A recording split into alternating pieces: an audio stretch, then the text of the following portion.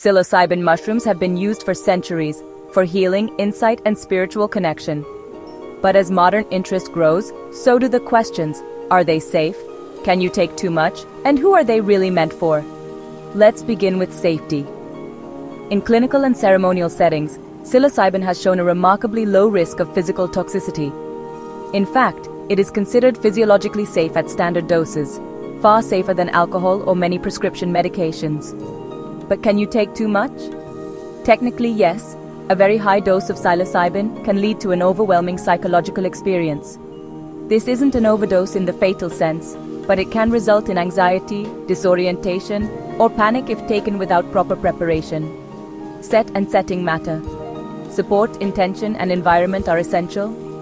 This is why guided or facilitated journeys are often recommended, especially for those new to the medicine. So, who should consider working with psilocybin? Those seeking emotional clarity, healing from depression, anxiety, or addiction, or looking to reconnect with themselves on a deeper level. It's not for everyone. Those with a history of psychosis or certain medical conditions should proceed cautiously or avoid use altogether. But for many, under the right guidance, psilocybin can be a powerful catalyst for lasting change.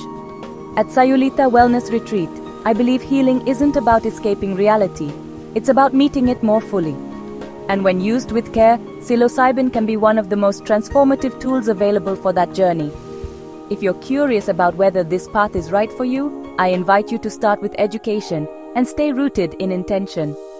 The free mushroom guide and letting go course in the video description below will give you everything that you need to start, whether you choose to journey with us or not.